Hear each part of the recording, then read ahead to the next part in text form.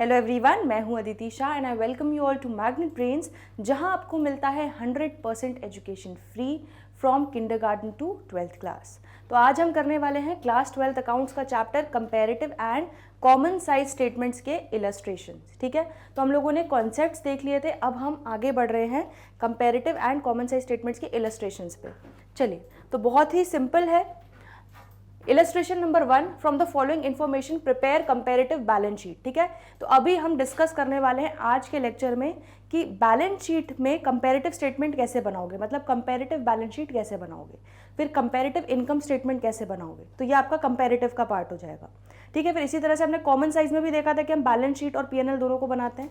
ठीक है, तो अभी हम कंपैरेटिव वाला एस्पेक्ट डिस्कस कर रहे हैं, दैट इज हॉरिजॉन्टल एनालिसिस। ठीक है, समझ में आ रहा है। चलो, तो यहाँ पर क्या दिया हुआ है, 31 मार्च 2017 की डेट दी हुई है, 31 मार्च 2016 की डेट दी हुई है। तो सबसे पहले आपको किसी भी ये वाले जो क्वेश्चंस होते हैं इसमें ईयर देखना बहुत इंपॉर्टेंट है। तो इससे आपको क्या समझ में आएगा कि अच्छा ये आपका करंट ईयर हो जाएगा और ये आपका पिछला साल प्रीवियस ईयर हो जाएगा। ठीक है, तो 2016 प्रीवियस ईयर हो गया, 2017 करंट ईयर हो गया।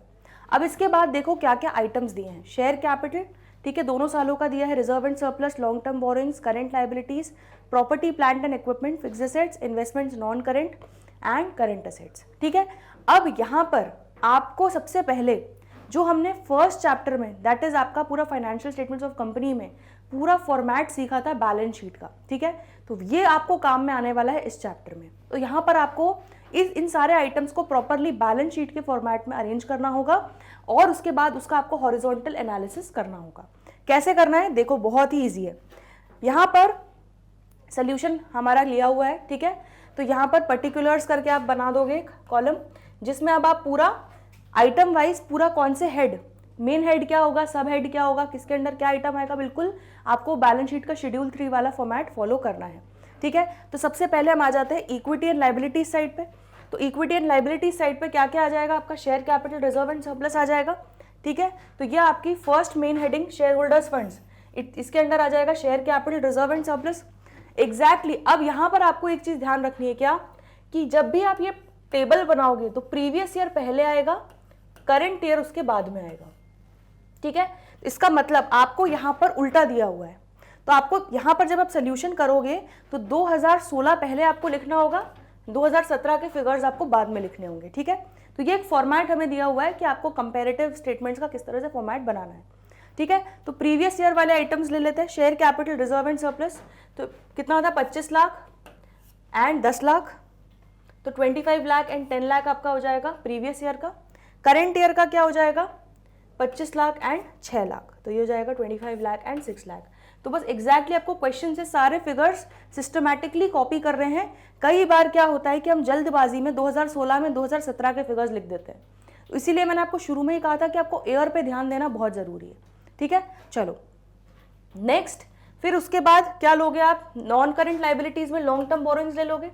ठीक है, और करंट लायबिलिटीज, तो बस यही दो आइटम्स आने वाले हैं। और चलो, तो नॉन करंट लायबिलिटीज में लॉन्ग टर्म बोरोइंग्स ले लोगे।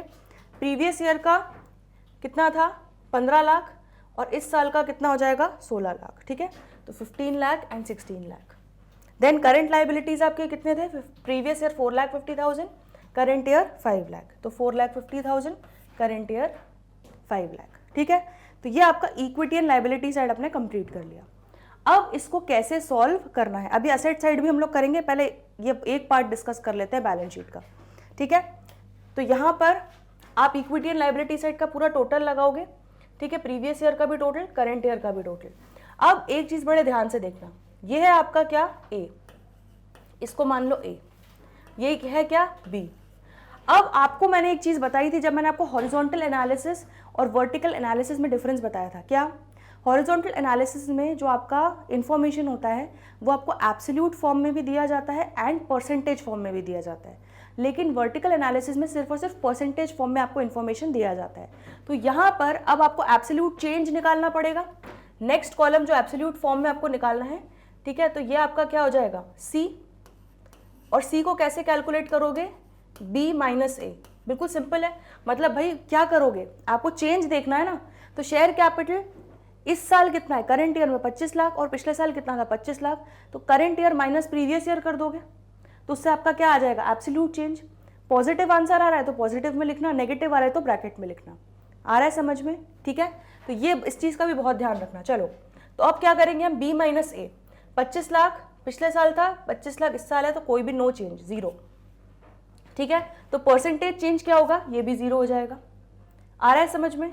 इसी तरह से नेक्स्ट, रिजर्व एंड सरप्लस, इस साल 6 लाख है, पिछले साल 10 लाख था, तो 6 लाख माइनस 10 लाख कितना, 4 लाख कम हो गया, तो 4 लाख आप नेगेटिव में लिख दोगे, ठीक है। और फिर परसेंटेज चेंज कैसे निकालोगे, ये आपका नेक्स्ट कॉलम हो जाएगा, percentage change that is D. तो डी कैसे निकालोगे, जो आपने सी निकाला है divided by previous year. Previous year को हम बेस ले लेते हैं कि पिछले साल कितना था और इस साल कितना चेंज आया, तो उससे आपका परसेंटेज चेंज आ जाएगा। समझ में आ रहा है, बिल्कुल बेसिक मैथ्स है, ठीक है। तो 4 लाख आपका नेगेटिव आया है, मतलब 4 लाख से डिक्रीज हुआ है, डिवाइडेड बाय प्रीवियस ईयर आपका कितना था, 10 लाख, तो 4 lakh divided bye 10 lakh into 100, 40% हो जाएगा। तो आप परसेंटेज चेंज में ही आपका परसेंटेज फॉर्मेट में लिख रहे हो -40। समझ में आ रहा है, बस इसमें यही समझना था आपको, ठीक है। अब आप सारे करो, देखो ये 16 लाख था लॉन्ग टर्म लायबिलिटीज, फिर 15 लाख प्रीवियस ईयर में था, ठीक है। तो इस साल 16 लाख है, पिछले साल 15 लाख था, तो 1 लाख से इंक्रीज हो गया, ठीक है। फिर इसका परसेंटेज चेंज कैसे निकालोगे, 1 लाख से चेंज आया divided by 15 lakh previous year का था इंटू 100, 6.67%। इसी तरह से करंट लाइबिलिटीज, इस साल है 5 लाख, पिछले साल थी 4.5 लाख, तो 50,000 से इंक्रीज हो गई, तो 50,000 से इंक्रीज हुई डिवाइडेड बाय 4,50,000 प्रीवियस ईयर का था इंटू 100, दैट इज 11.11%। बस एब्सोल्यूट चेंज का टोटल कर लेना, परसेंटेज चेंज का टोटल कर लेना, ये आपका हो गया इक्विटी एंड लायबिलिटी साइड। समझ में आया, बस ये एक बार ये फॉर्मेट समझना जरूरी था, आप इसके बेसिस पे आप सारे क्वेश्चंस कर लोगे, ठीक है। चलो इसका असेट्स एंड लायबिलिटीज देख लेते हैं, असेट्स साइड देख लेते हैं, असेट्स एंड लायबिलिटीज बोल रही हूँ मैं, ठीक है। तो असेट साइड देख लेते हैं, इक्विटी एंड लायबिलिटीज हमने देख लिया। अब सबसे पहले क्या आएगा, property plant and equipment fixed assets, ठीक है। प्रीवियस ईयर कितना था, 25 लाख, इस साल का है 35 लाख। तो सबसे पहले हमारे दो मेन हेड्स बनते हैं, नॉन करेंट असेट्स और current assets. Non current assets में सबसे पहला आप लिख दोगे प्रॉपर्टी प्लांट एंड इक्विपमेंट, ठीक है। आपका 25 lakh previous year, 35 lakh current year. Next उसके बाद इन्वेस्टमेंट्स, नॉन करेंट इन्वेस्टमेंट्स भी आ जाएगा इसमें, 15 lakh previous year, 10,50,000 current year, ठीक है। तो 15 लाख और 10,50,000 नॉन करेंट इन्वेस्टमेंट में आ जाएगा। तो ये नॉन करेंट असेट्स आपके हो गए। अब करेंट असेट्स कितने दिए हुए हैं, देखो डायरेक्टली करेंट असेट्स दिए हैं, प्रीवियस ईयर था 14,50,000, करेंट ईयर है 6,50,000। बस ये फिगर्स नोट करने में गड़बड़ मत करना, वरना क्वेश्चन गलत हो जाएगा, ठीक है। तो प्रीवियस ईयर का प्रीवियस ईयर में लिखना और करेंट ईयर का करेंट ईयर में लिखना, बस इस चीज़ का ध्यान रखना, ठीक है। तो क्वेश्चन में कैसा भी दिया हो उससे आपको मतलब नहीं है, वो आपको ध्यान देना है। आपको सोल्यूशन में हमेशा प्रीवियस ईयर पहले लिखना है, करंट ईयर बाद में लिखना है, इस चीज़ को याद रखना। चलो अब इसका भी निकाल लेते हैं हम लोग। तो यहाँ पर 35 लाख क्या है, current year minus previous year 25 lakh कितना हो गया, 10 लाख। अब 10 lakh divided by 25 lakh into 100, 40% percentage change आ जाएगा। इसी तरह से यहाँ पर देखो ये 10,50,000 है और पिछले साल था 15 लाख, तो मतलब 4,50,000 से क्या हो गया, कम हो गया, ठीक है। तो बी माइनस ए किया वापस, तो माइनस 4,50,000 आया।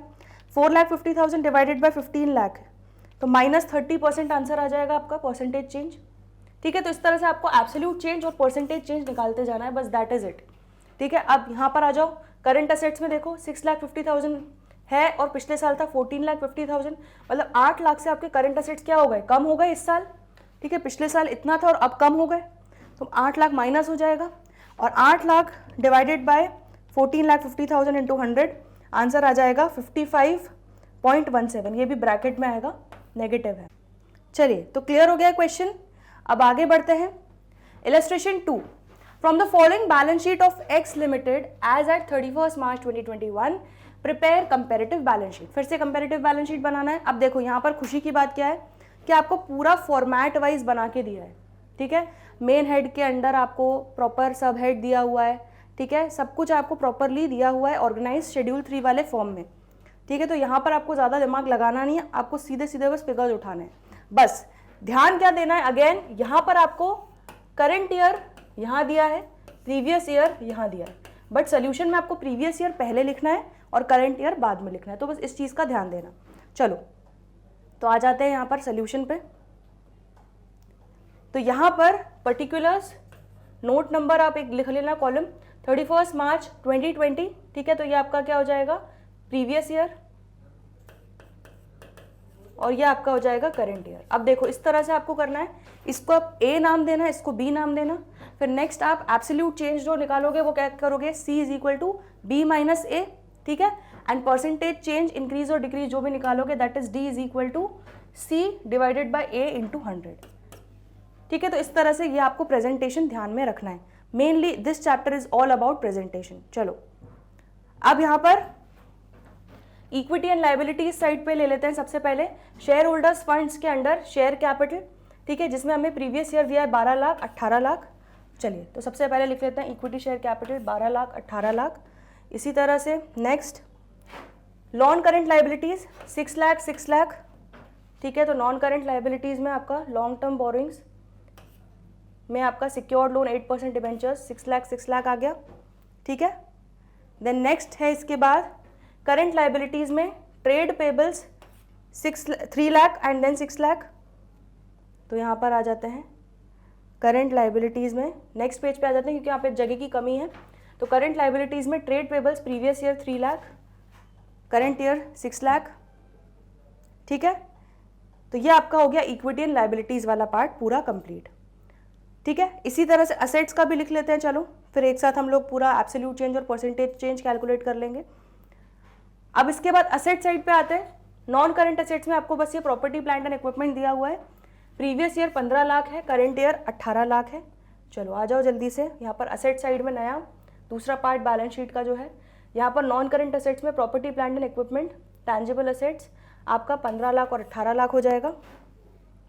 देन उसके बाद है करंट असेट्स में ट्रेड रिसीवेबल्स और cash and cash equivalents 5 lakh 10 lakh 1 lakh 2 lakh, ठीक है। तो ये लिख लेते हैं जल्दी से यहाँ पर 5 लाख 10 लाख 1 लाख 2 लाख, ठीक है। 2 लाख होगा, समझ में आ गया। तो इस तरह से आपने पूरे पहले सबसे पहले क्या किया, सारे liabilities equity and liability side और असेट साइड के आइटम्स प्रॉपरली शेड्यूल 3 के फॉर्मेट में लिख लिए। अब इसके बाद हम क्या करेंगे, चलो एब्सोल्यूट चेंज निकालेंगे। तो क्या करना है, करंट ईयर का क्या था बैलेंस और प्रीवियस ईयर का क्या था। तो current year minus previous year, तो 18 लाख माइनस 12 लाख कितना हो जाएगा, 6 लाख से बढ़ गया आपका share capital. And then percentage change क्या होगा, आपका जो चेंज है absolute change divided by previous year 12 lakh था इंटू 100, तो दैट इज 50% आपका इंक्रीज हो गया शेयर कैपिटल। समझ में आ गया, क्लियर हो गया इतना। अब इसी तरह से देखो नॉन करंट लाइबिलिटीज में यहाँ पर कोई भी चेंज नहीं है, तो absolute change 0 and percentage change भी कोई नहीं है, तो 0 हो जाएगा। नेक्स्ट करंट लाइबिलिटीज में आ जाओ। करंट लाइबिलिटीज पहले थी 3 लाख, अब हो गई 6 लाख, तो 3 लाख से अगेन बढ़ गई, ठीक है।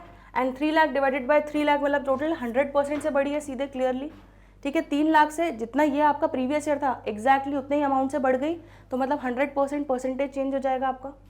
समझ में आ गया। चलो नेक्स्ट इसके बाद असेट साइड पे आ जाते हैं। तो असेट्स आपका क्या हो जाएगा, देखो यहाँ पर 15 लाख था, अब 18 लाख मतलब 3 लाख से इंक्रीज हो गया।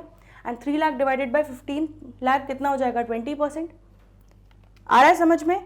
देन नेक्स्ट 5 लाख था ट्रेड रिसीवेबल्स, इस साल हो गया 10 लाख, तो 5 लाख से अगेन इंक्रीज हो गया, तो ये जस्ट डबल हो गया, 100% से चेंज आ गया समझ में।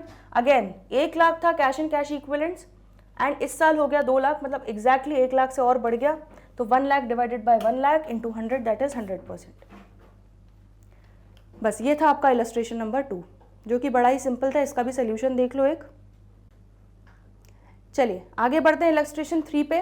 From the following balance sheet prepare comparative balance sheet of grow me and give a brief report of the inferences you draw, ठीक है। तो यहाँ पर आपको देखो ध्यान से 31 मार्च 2021 दिया है यहाँ पे, और ये 2020 दिया है। इसका मतलब ये आपका क्या हो जाएगा, अगेन ये आपका करंट ईयर हो जाएगा और ये प्रीवियस ईयर हो जाएगा, ठीक है। तो बस आपको फिगर्स थोड़ा ध्यान से उठाना है। और बाकी खुशी की बात यह कि इन्होंने भी आपको पूरा शेड्यूल 3 के फॉर्मेट में ही क्वेश्चन दिया हुआ है, ठीक है। तो आपको दिमाग लगाना नहीं है, बस पहले डायरेक्टली फिगर्स उठाते जाते हैं इसी फॉर्मेट में। चलिए तो इक्विटी मतलब बेसिकली इस क्वेश्चन में आपको ये कॉलम शिफ्ट करने हैं और 2 कॉलम और ऐड करने हैं, तो ये आपका सोल्यूशन बन जाएगा। इतना सिंपल है, ठीक है। चलो इक्विटी एंड लाइबिलिटीज में शेयर होल्डर्स फंड्स के under share capital reserve and surplus क्या क्या है, previous year 2 lakh 3 lakh, reserve and surplus है 2 लाख 2 लाख। चलिए तो सोल्यूशन में आ जाते हैं यहाँ पर, ठीक है। तो इसी तरह से particulars note number 31 March 2020 that is previous year पहले लिखना है, फिर करंट ईयर लिखना है, ठीक है, फिर एब्सोल्यूट चेंज, ठीक है, एंड देन परसेंटेज चेंज। और ये आपको पूरा ABCD के फॉर्मेट में आपको ये चीज़ें समझानी है, कैलकुलेशंस आपके, ठीक है। चलो, तो शेयर कैपिटल था 2 lakh 3 lakh, reserve and surplus था 2 लाख 2 लाख। चलिए सबसे पहले तो हम ये सारी चीज़ें लिख लेते हैं। नॉन करेंट लाइबिलिटीज़ में लॉन्ग टर्म बोरिंग्स है 40,000 previous year, 1,60,000 current year, 40,000 1,60,000 long term borings हो गया। देन करेंट लाइबिलिटीज़ में ट्रेड पेबल्स है 60,000 previous year, 1 lakh current year, trade payable 60,000 1 lakh, ठीक है। तो आपको सबसे ज़्यादा ध्यान ये देना है कि प्रीवियस ईयर का आइटम आपको प्रीवियस ईयर में लिखना है फिगर्स, एंड करेंट ईयर के करेंट ईयर में, बस यहीं आपको कन्फ्यूजन हो सकता है। चलो नेक्स्ट, इसके बाद क्या है, ये हो गया आपका इक्विटी एंड लाइबिलिटी साइड। अब असेट साइड पे आ जाते हैं। नॉन करेंट असेट्स में 2 चीज़ें हैं, property plant and equipment, non current investments, ये 3,60,000 और हो गया है 5,60,000, ये था 40,000 और ये अभी भी है 40,000। चलिए तो यहाँ पर आ जाते हैं 3,60,000 5,60,000 असेट साइड पर नॉन करेंट असेट्स के under, property plant and equipment. Non current investments 40-40 ही थी दोनों ही सालों में। नेक्स्ट इसके बाद इसके बाद करंट असेट्स में आ जाते हैं। तो ट्रेड रिसीवेबल्स 80,000 थे, अब हो गए 1,20,000 के, और कैश एंड कैश इक्विवेलेंट्स 20 थे, अब हो गए 40,000।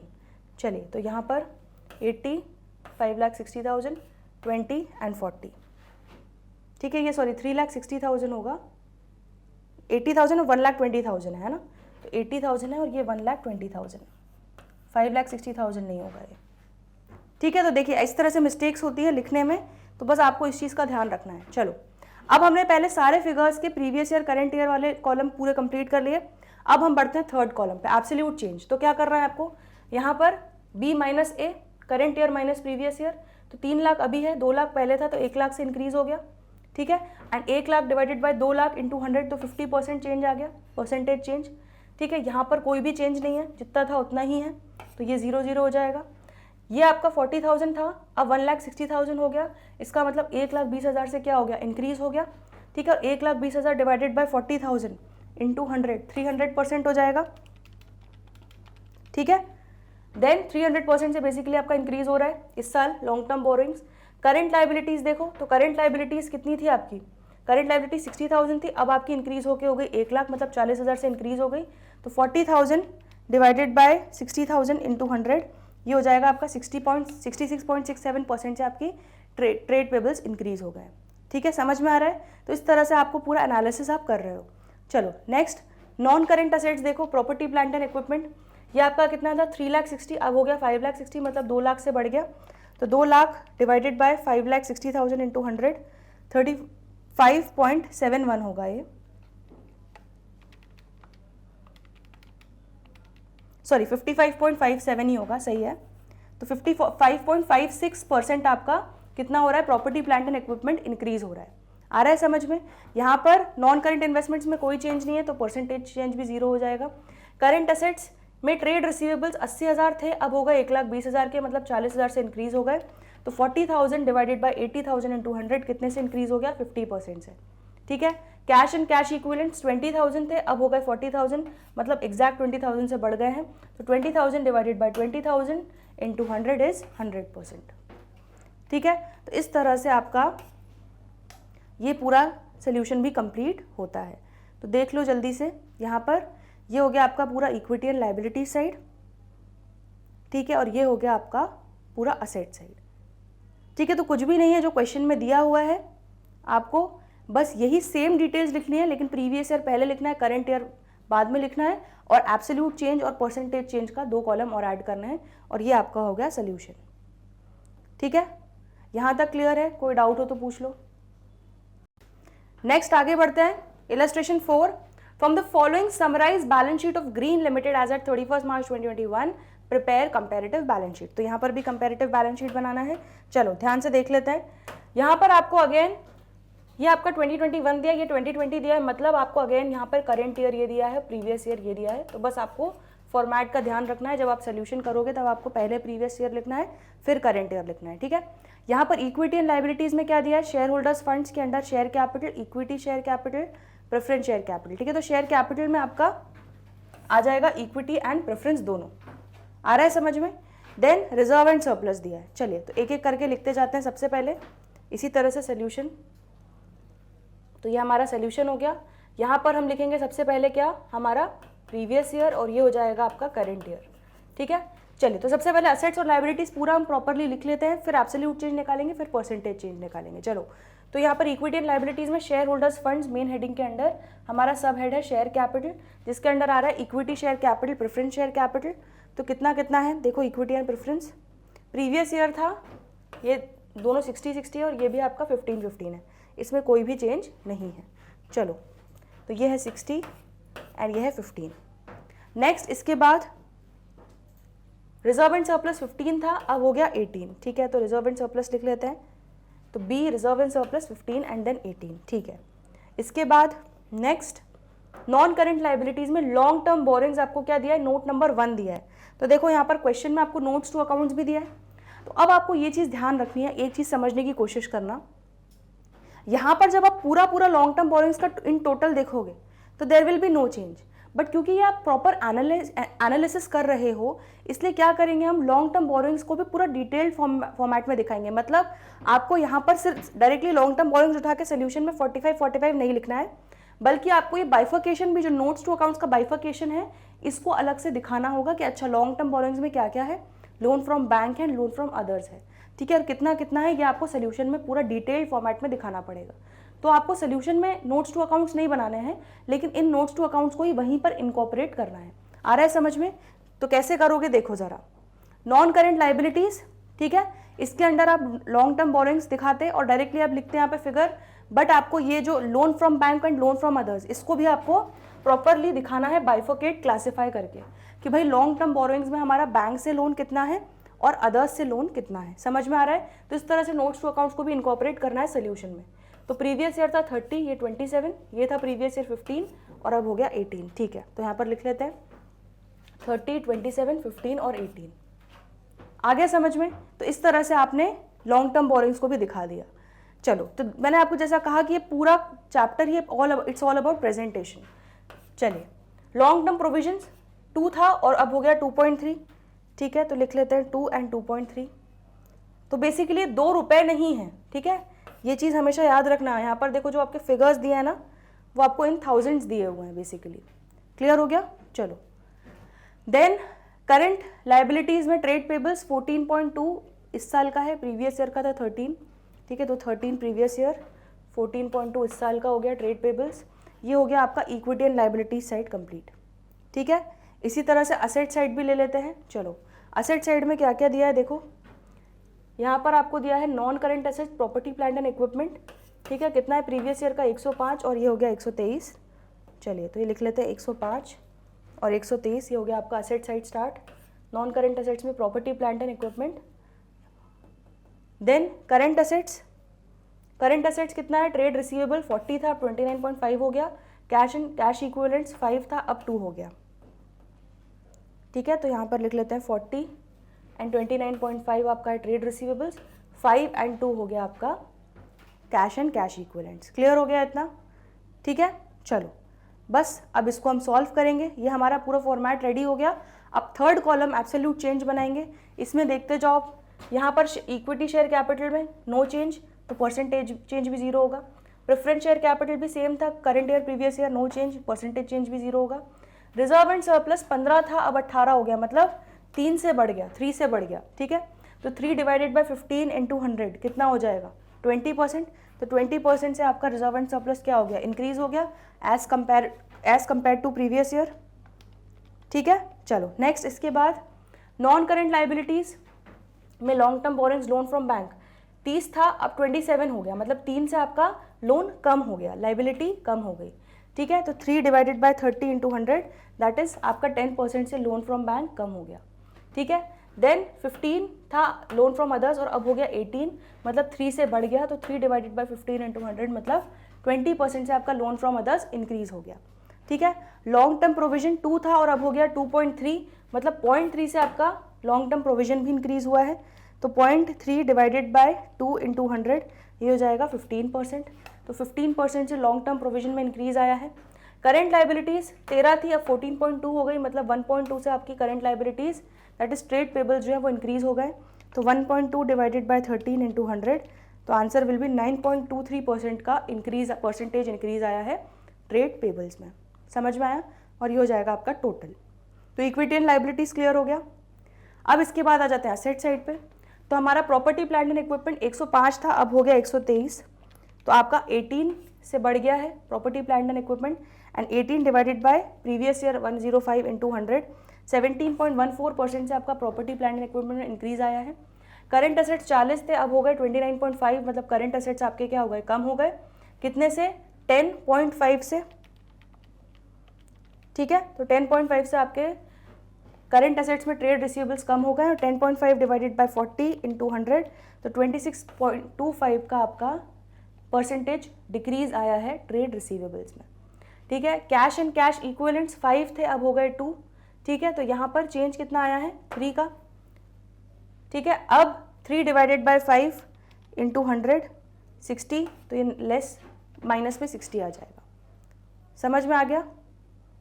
क्लियर हो गया? तो बहुत सिंपल है, बस कुछ भी नहीं करना है, बी माइनस से एब्सोल्यूट चेंज आ जाएगा, एंड देन आपका जो आंसर आया है absolute change divided by previous year का बैलेंस इंटू 100 आपका परसेंटेज चेंज आ जाएगा। बस यही है पूरी कहानी। ठीक है, तो देख रहे हो आप, इसको हॉरिजॉन्टल एनालिसिस क्यों बोलते हैं हम? ताकि हम लोग क्या कर रहे हैं, देखो सारा कैलकुलेशन हॉरिजॉन्टली कर रहे हैं, वर्टिकली कुछ भी कैलकुलेशन नहीं किया। ठीक है, प्रीवियस हमारा एब्सोल्यूट चेंज कैसे आया, ये माइनस ये। ठीक है, फिर परसेंटेज चेंज कैसे आया, ये डिवाइडेड बाय ये इंटू 100। ठीक है, तो आप देख रहे हो, इस तरह से याद रखना कि कंपैरेटिव में हमेशा हम क्या बोलते हैं, हॉरिजॉन्टल एनालिसिस। ठीक है, हॉरिजॉन्टल एनालिसिस को हम के अंडर हम कंपैरेटिव स्टेटमेंट्स बनाते हैं। समझ में आ गया? चलिए, तो इसी के साथ हम लोगों ने कंपैरेटिव बैलेंस शीट बनाना सीख लिया अच्छे से आज। ठीक है, तो अगर इसमें कोई भी डाउट हो, दिक्कत हो, परेशानी हो, तो कमेंट सेक्शन में लिखना ना भूलें। आज के लिए इतना ही, बाकी के जो भी क्वेश्चंस हैं वो करेंगे आने वाले अगले लेक्चर्स में। तो जल्दी मिलते हैं ब्रेक के बाद। देखते रहिए Magnet Brains, stay tuned, good bye.